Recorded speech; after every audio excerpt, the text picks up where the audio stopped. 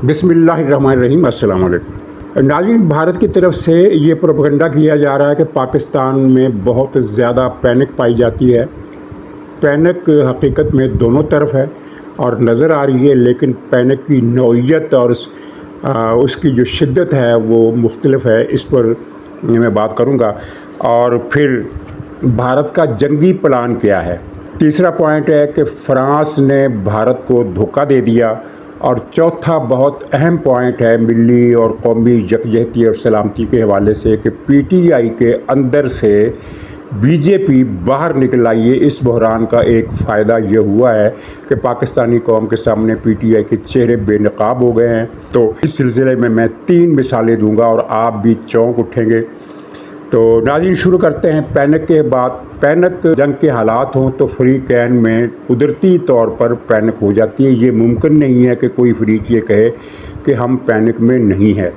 اگر آپ کے گھر آپ کو خطرہ ہو کہ آپ کا دشمن آج رات آپ پر حملہ کرنے والا ہے، تو آپ کا گھر کتنا ہی محفوظ کیوں نہ ہو، آپ کتنے ہی کانفیڈنٹ کیوں نہ ہو، کچھ نہ کچھ ٹینشن ضرور ہوگی۔ حملہ کب ہوگا، کتنے لوگ حملہ کریں گے، پھر ہم نے جواب کیسے دینا ہے۔ تو پاکستان میں بلا شبہ پینک ہے، لیکن جتنی پینک بھارت میں ہے اس کا تو پاکستان مقابلہ نہیں کر سکتا۔ پینک میں بھارت کے ہاں پینک بہت زیادہ ہے۔ جس طرح وہاں اجلاس ہو رہے ہیں پاکستان میں اس طرح اجلاس نہیں ہو رہے، اور جس طرح وہاں کا میڈیا الجھا ہوا ہے اور گالیاں دے رہا ہے پاکستان کو۔ پاکستان میں کوئی آدمی بھارت کو گالیاں نہیں دے رہا، بھارت کو حقیر نہیں کہہ رہا، لیکن بھارت میں اگر آپ ان کے ٹی وی چینل دیکھیں، بھارت نے تو پاکستان کے چینل کو بین کر دیا ہے نا۔ پاکستان میں انڈیا کا کوئی چینل بین نہیں ہے۔ آپ اپنے موبائل فون پر بھارت کے کسی بڑے سے بڑے بکواسی کو سننا چاہیں تو سن سکتے ہیں۔ تو ان کی بکواس سن کر بھی آپ کو اندازہ ہو سکتا ہے کہ وہ پینک میں ہیں۔ خود مودی پینک میں، اور مودی کے پینک میں ہونے کی 2 وجوہات ہیں۔ ایک وجہ تو جنگ ہے، اور دوسری وجہ اس کی پینک کی یہ ہے کہ وہ جنگ سے ڈرا ہوا ہے۔ ظاہر ہے ہر ملک جنگ سے ڈرتا ہے کیونکہ اس کو نقصان پہنچتا ہے، لیکن اس سے یہ بھی پتہ ہے کہ اس کی مقبولیت گر رہی ہے، اور اگر اس نے پاکستان پر حملہ نہ کیا کسی بھی سطح کا، کسی بھی شدت کا، کچھ نہ کچھ اپنے عوام کو مطمئن کرنے کے لیے، عوام کے ایک بڑے طبقے کو مطمئن کرنے کے لیے کچھ نہ کچھ نہ کیا، تو اس کی یہ مقبولیت ختم ہو جائے گی۔ وہ بہار کا الیکشن بھی ہار جائے گا، اور اگلے الیکشن میں تو اس کے جیتنے کا سوال ہی پیدا نہیں ہوتا۔ تو اس کی پینک کی ایک وجہ ہے۔ یہاں میں یہ بالکل ایک بات واضح کر دوں کہ بھارت کے عوام کی اکثریت پاکستان سے جنگ نہیں چاہتی۔ وہ اکثریت جو ہے وہ اس جنگ سے بڑی حد تک لا تعلق ہے، اور وہ اس جنگ کو ایک فضول کام سمجھتی ہے، اور دیگر وجوہات کے علاوہ کہ بھارت کی معیشت متاثر ہوگی۔ آپ نے پچھلی الیکشن کی مہم میں آپ نے دیکھا کہ اینٹی مودی جذبات اکثریت میں تھے، اور مودی صاحب اپنی اکثریت حاصل نہیں کر سکے۔ وہ سنگل لارجسٹ پارٹی تو ضرور بن گئے، لیکن میجارٹی ان کے پاس نہیں تھی۔ میجارٹی اس نے دوسری پارٹیوں کو ساتھ مل کر حاصل کی۔ اس کا مطلب یہ ہے کہ مودی کا بیانیہ جو پہلے ہی کمزور پڑ رہا تھا، حالیہ واقعات سے مزید کمزور پڑ گیا ہے۔ لیکن مودی کا مسئلہ یہ ہے کہ وہ اپنے حلقہ انتخاب کو جواب دہ ہے، جو ہے سنگھ پریوار، اور سنگھ پریوار میں اس کی مقبولیت گر رہی ہے۔ مطلب یہ ہے کہ بھارتی عوام کے 2 طبقہ ہائے فکر، ایک جو ہمیشہ وار ہسٹیریا میں مبتلا رہتا ہے، اور دوسرا جو امن پسند ہے، دونوں میں مودی کی جو ساکھ ہے وہ ختم ہو رہی ہے۔ تو یہ ایک تو ضمنی پینک تھی، لیکن جو دوسری پینک ہے آپ دیکھیں۔ اچھا، اس میں ہم یہ بھی کہہ سکتے ہیں کہ بھارت ایک مکاری سے کام لیتے ہوئے اپنا حقیقی وار پلان چھپانے کی کوشش کر رہا ہے۔ اس نے حملہ کہاں کرنا ہے وہ یہ اس بات کو پردے میں رکھ رہا ہے، اور یہ ظاہر کر رہا ہے کہ وہ کسی بھی جگہ حملہ کر سکتا ہے۔ خیر ٹھیک ہے، یہ جنگی اسٹریٹجی سبھی ملک اسی طرح کرتے ہیں۔ مثال کے طور پر اب اس نے یہ ایک تاثر دیا، ایک پیغام دیا ہے پاکستان کو کہ وہ لاہور پر بھی حملہ کرے گا۔ یعنی کنٹرول لائن پر اس نے جھڑپوں کا سلسلہ شروع کر دیا ہے. کنٹرول لائن سے آگے ورکنگ باؤنڈری یعنی جو سیالکوٹ کی سائڈ ہے وہاں بھی اس نے جھڑپوں کا سلسلہ شروع کیا ہے, اور انٹرنیشنل سرحد پر اٹاری کے آس پاس بھی اس نے جھڑپیں کی ہیں جن میں اسے ناکامی کا سامنا ہوا ہے. اور اب جو ایک تازہ اطلاع ہے کل کی وہ یہ ہے کہ اس نے کنٹرول لائن کے ساتھ لاہور ایریا یعنی جو لاہور کے ساتھ جو بارڈر لگتا ہے بھارت کا, وہاں بھی اس نے دیہات خالی کرانے شروع کر دیے ہیں, آبادی کو انخلا کرنے کا حکم دیا ہے. تو ظاہر ہے اس بات کا مطلب سیدھا جو نکلتا ہے وہ یہ ہے کہ یہ بھارت یا تو لاہور پر حملہ کرنا چاہتا ہے یا اسے یہ توقع ہے یا خدشہ ہے کہ پاکستان لاہور کی طرف سے جوابی کارروائی کرے گا. اس لیے جو بھی صورت ہو وہ لاہور کے ملکہ بھارتی علاقوں میں اس نے میدان جنگ بنانے کی تیاری شروع کر دی ہے. لیکن ناظرین یاد رکھیے کہ یہ کیموفلاج بھی ہو سکتا ہے, یعنی پاکستان کو اس بات میں الجھا کر کہ وہ کنٹرول لائن اور انٹرنیشنل بارڈر کے کسی بھی جگہ پر پاکستان پر حملہ کر سکتا ہے. پاکستانی فوج کو زیادہ سے زیادہ بارڈر پر انگیج کرنے کی حکمت عملی یہ اس کی ہو سکتی ہے. اصل میں جہاں اس نے اٹیک کرنے ہیں وہ نہ بتا رہا ہو, جیسے کہ پہلے یہ خبریں آئی تھی کہ لاہور, بھاولپور, مرید کے علاوہ آزاد کشمیر کے کچھ مقامات جو ہیں وہ بھارتی ٹارگیٹڈ حملے کی زد میں آ سکتے ہیں. لیکن ضروری نہیں کہ ایسا ہی ہو. اب ایک اور خبر پھیلائی گئی کہ بھارت کی نیوی کراچی کا گھیراؤ کرے گی. کراچی کا گھیراؤ کرنا بھارتی نیوی کے لیے بہت مشکل ہے, اس لیے کہ آج سے 10 سال پہلے تو وہ کر سکتا تھا, کراچی کی ناکہ بندی کر سکتا تھا. لیکن اب پاکستان کے پاس اتنی طاقت والے اور میزائل اتنی تعداد میں ہیں کہ وہ بھارت کے اگر 100 بحری جہاز بھی کراچی کے گرد گھیرا ڈال لیں تو وہ سب کے سب پاکستانی میزائلوں کی زد میں ہوں گے اور آپ ان جہازوں کو بچانے والا کوئی نہیں ہوگا. تو یہ بھی ایک کیموفلاج ہو سکتا ہے کہ پاکستان کی توجہ ادھر بھی کر دی جائے, کراچی کی طرف بھی کر دی جائے, اسلام آباد, پنڈی, گلگت آزاد کشمیر کے علاوہ انٹرنیشنل بارڈر پر بھی جگہ جگہ پاکستان کی توجہ ہو جائے اور اصل اس کا ٹارگٹ کچھ اور ہو. بہرحال یہ اب نظر آ رہا ہے کہ مودی کوئی نہ کوئی بدماشی کرنے کا ارادہ قائم کر چکا ہے, پکا کر چکا ہے, اس لیے کہ دوسری صورت میں اس کی سیاسی موت ہے انڈیا کے اندر, اور حالات انڈیا کے لیے حوصلہ افزا نہیں ہیں, کیونکہ امریکہ ہو یا سعودی عرب ہو یا چین ہو یا روس ہو یا کوئی اور یورپی ملک ہو, بھارت کا کسی نے اس طرح ساتھ نہیں دیا جس طرح پلوامہ کے واقعے پر بھارت کا ساتھ دیا گیا تھا. پلوامہ کے واقعے کے دوران تو پاکستان کی بیڈ لک یہ تھی کہ آرمی چیف وہ باجوہ تھا اور وزیر اعظم عمران خان تھا. یہ دونوں آدمی جن کو بھارت بجا طور پر اپنا اثاثہ کہہ سکتا تھا یا کہہ سکتا ہے, یہ بھارت کے وہ خدمتگار تھے, بھارت کے سہولت کار تھے. انہوں نے بھارت کا اپر ہینڈ کر دیا پاکستان پر ہر لحاظ سے. اس کی تفصیل الگ سے بتائی جا سکتی ہے لیکن یہ ایک لمبا ایشو ہے, اس پر ہم آج بات نہیں کریں گے.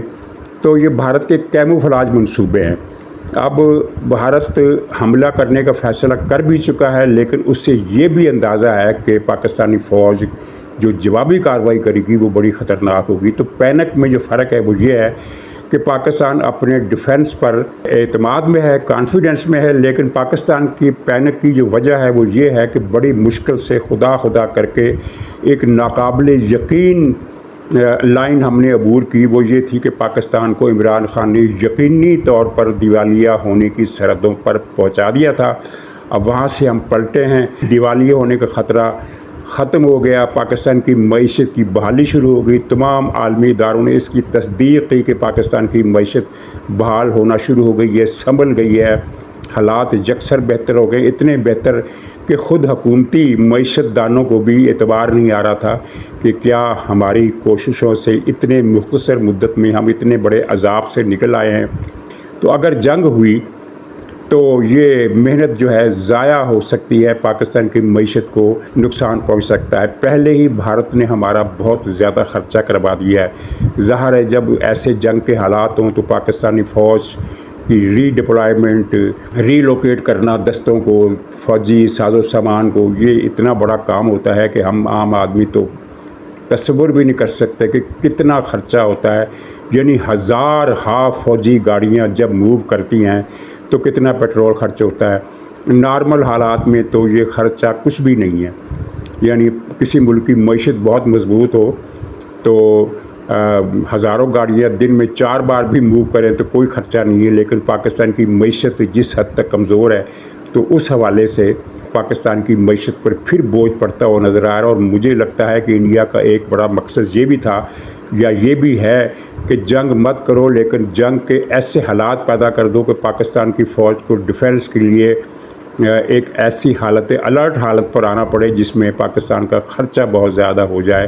اور یہ خرچہ ہوتا ہے. یہ ہے پاکستان کی پینک کی اصل وجہ. ورنہ جہاں تک دفاعی کانفیڈنس کی بات ہے تو وہ آپ فوج کے افسروں کے چہروں پر دیکھ رہے ہیں کہ وہاں کوئی پریشانی کوئی خوف نہیں ہے.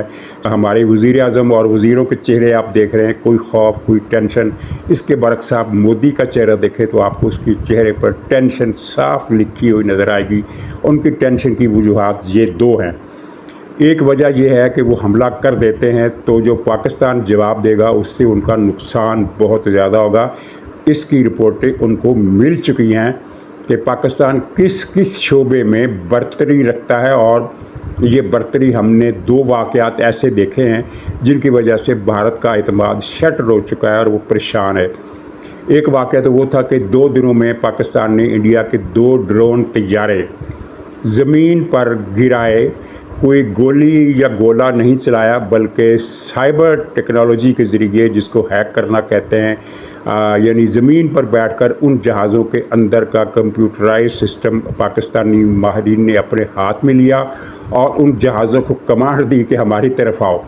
اور وہ ہماری طرف آ گئے. ایک تو خیر ہماری طرف پہنچنے سے پہلے ہی کسی تودے یا زمین کے ٹکڑے سے ٹکرا کر تباہ ہو گیا. دوسرا خیر خیریت سے پاکستانی علاقے میں آ کر لینڈ کر گیا اور ان پر پاکستانی حکام نے کنٹرول کر لیا. اخباری سرخی تو خیر یہی بنتی ہے نا کہ بھارت کے 2 ڈرون طیارے تباہ. یہ کوئی فرق نہیں پڑتا, 2 چھوڑ کر 20 ڈرون طیارے بھی کسی ملک کے تباہ ہو جائیں تو جنگ میں یہ کوئی قیمت نہیں ہوتی.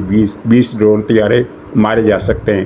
اس میں خبریت یہ نہیں ہے کہ 2 ڈرون طیارے گرا لیے. اس میں خبریت یہ ہے کہ پاکستان گولی گولہ چلائے بغیر انڈیا کے ڈرون طیاروں کو گراؤنڈ کر سکتا ہے کمپیوٹر ٹیکنالوجی کے ذریعے سے. اور یہ وہ مہارت ہے جو بھارت کے پاس نہیں ہے. اور دوسرا صدمہ جس کو میں نے عنوان دیا ہے کہ فرانس کا بھارت کو دھوکہ. فرانس نے جب بھارت کو رفیل طیارے دیے تھے تو اس سے یہ بتایا تھا کہ یہ رڈار کی پکڑ میں نہیں آتے.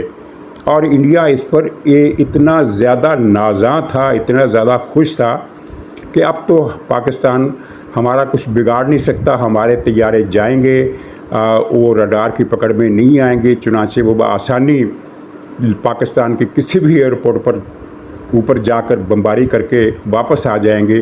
اور پاکستانی جہاز جو مقابلے کے لیے اڑیں گے ان کے اوپر فضا میں بلند ہونے سے پہلے ہی بمباری کر کے واپس اپنی سرزمین کی طرف روانہ ہو چکے ہوں گے. ایک قسم کے اسٹیلتھ طیارے کہ جو راڈار جن کو پکڑ نہیں سکتا. اور پھر مودی نے بھی ایک مرتبہ کہا تھا کہ وہ جو 2019 میں جو عمران خان کے دور میں واقعہ ہوا تھا تو اس وقت اس نے کہا تھا کہ اگر رفیل طیارے ہمارے پاس ہوتے تو جنگ کا نقشہ کچھ اور ہوتا, صورت حالات کچھ اور ہوتی. لیکن ابھی اس کے کچھ رافیل طیارے ان کے پاس پہنچے اور کچھ ابھی مزید اگلے برسوں میں پہنچنے ہیں. تو ہوا یہ کہ آپ سب نے دیکھا اور پوری دنیا نے دیکھا اور بھارت کے صدمے کی تو حد نہیں تھی کہ جب اس نے ایک ٹرائی کی کہ ہم دیکھیں کہ یہ پاکستانی رڈار کی نظروں سے کیسے بچتے ہیں, ہم یہ نظارہ دیکھیں گے اور پھر خوشی منائیں گے. تو 4 رفیل طیارے انہوں نے مقبوضہ کشمیر کنٹرول لائن کے تھوڑے فاصلے پر انہوں نے اڑائے. ہمارے کچھ بلاگرز نے اس خبر کو یوں پیش کیا کہ بھارت کا حملہ ناکام. تو یہ ظاہر ہے یہ ویورشپ کو اپنی طرف متوجہ کرنے کے لیے اس طرح کی خبریں کارگر ثابت ہوتی ہیں, لیکن یہ خبریں صحیح نہیں ہیں. بھارت نے ابھی حملہ نہیں کیا تھا. یہ 4 طیارے پاکستان پر حملہ کرنے نہیں آئے تھے. یہ ایک آزمائشی اڑان تھی پاکستان کے رڈار کو چیک کرنے کی. اور بھارت کو یقین نہیں آیا جب اسے یہ پتہ چلا کہ جیسے ہی ان طیاروں نے اڑان بھری اور وہ فضا میں پہنچے تو پاکستان کے سسٹم نے جو بھی ان کا جاسوسی سسٹم ہے، الرٹ سسٹم ہے، رڈار سسٹم ہے، وہ حرکت میں آیا اور ان کو پتہ چل گیا کہ یہ رافیل طیارے کہاں پر اڑ رہے ہیں. یعنی ان کے فضا میں بلند ہونے کے چند ہی لمحوں بعد پاکستان کے طیارے جو تھے وہ رن ویز پر دوڑ رہے تھے اور اگلے ہی لمحے وہ پرواز کر گئے اور ان کا رخ رافیل طیاروں کی طرف تھا، جس کے بعد رافیل طیارے واپس ان کے پائلٹ واپس لے گئے کہ حالانکہ واپس لے جانے کی ضرورت نہیں تھی، وہ اپنے علاقے میں تھے، لیکن انہیں خدشہ ہو گیا کہ یہ پاکستانی طیارے جو اوپر آ گئے ہیں تو یہ ہمیں ہٹ کر سکتے ہیں، تو وہ واپس ان کو اپنی ڈیپتھ میں لے گئے. تو اس بات سے کیا پتہ چلا؟ اس بات سے یہ پتہ چلا کہ انڈیا کو جن طیاروں پر ناز تھا، جن کی وہ بنیاد پر وہ اتنی بڑی جنگ کرنے کا سوچ رہا تھا، وہ طیارے کم سے کم پاکستان کے رڈار سسٹم کے لیے اسٹیلتھ نہیں ہے، وہ تو یعنی بالکل کھلے دشمن کے طور پر سامنے آ گئے. تو اب بھارت کا رد عمل کیا ہوتا ہے؟ وہ فرانس سے کیا شکوہ کرتا، کیا نہیں کرتا؟ ناظرین، پی ٹی آئی کے اندر بی جے پی چھپی ہوئی ہے، یہ بات ہم سب جانتے ہیں، لیکن ظاہر ہے کہ سارے لوگ یہ بات نہیں جانتے. اس کشیدگی کے نتائج میں سے ایک نتیجہ یہ بھی نکلا ہے، ان کے چہروں سے پردہ اٹھ گیا ہے. میں مختصر بات کروں گا. آپ امریکہ میں، برطانیہ میں اور خود پاکستان میں بیٹھے ہوئے ان کے ولاگر، ان کے یوٹیوبر جو دراصل پی ٹی آئی کے حقیقی چہرہ ہے، حقیقی ترجمان ہے، ان کے ویڈیو اگر آپ نے سنے ہیں تو آپ کو یقین نہیں آئے گا. مثال کے طور پر معید پیرزادہ، اس کے میں کسی ویڈیو کا لمبا چوڑا پوسٹ مارٹم نہیں کروں گا، صرف اتنا بتاؤں گا کہ وہ اپنے ہر پروگرام میں یہ بات کرتا ہے کہ یہ پہلگام کا حملہ پاکستانی خفیہ ایجنسی نے کرایا، وہاں لوگوں کے کپڑے اتار کر ان کے ختنے چیک کیے گئے اور پھر ان کو مارا گیا، اور پاکستانی موقف سارا جھوٹ ہے، انڈیا کا موقف سارا سچ ہے. یہ اس طرح کے بلاگ بناتا ہے. اور دوسرا وجاہت سید، وہ آپ جانتے ہیں، وہ جو کموڈ میں بیٹھا تھا وزیر اعظم ہاؤس کے، تو یہ کموڈوں کا چھپکلا، کموڈ کا چھپکلا جو ہے یہ امریکہ میں بیٹھ کر پاکستانی فوج کے خلاف ہر روز ایک زہریلی ویڈیو تیار کرتا ہے. اور کل کی ویڈیو مجھ سے نے کہا، جب آئی ایس پی آر نے پریس کانفرنس کی تو اس کے تھوڑی دیر کے بعد اس کا بلاگ آ گیا کہ Pakistani I S P R نے جتنے بھی ثبوت بھارت کے خلاف دیے ہیں وہ جعلی ہیں، من گھڑت ہیں. تو یہ ہے. تیسرا ہے ان کا وہ رام راجیہ خان، لندن میں بیٹھا ہوا ہے، جس کے سب سے زیادہ ویورشپ ہے. اس کا بیک گراؤنڈ آپ جانتے ہیں، ایک کرائم رپورٹر تھا.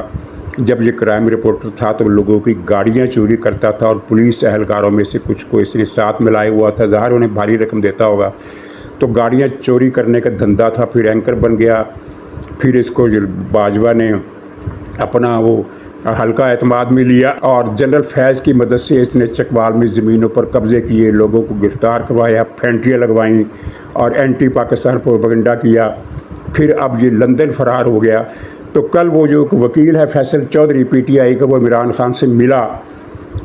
تو پی ٹی آئی والوں کا خیال ہے کہ فیصل چودھری حکومت یا آئی ایس آئی کا یا فوج کا پتہ نہیں اعلیٰ کار ہے، یہ کیا ہے، یہ ان چیزوں کو زیادہ سمجھتے ہیں.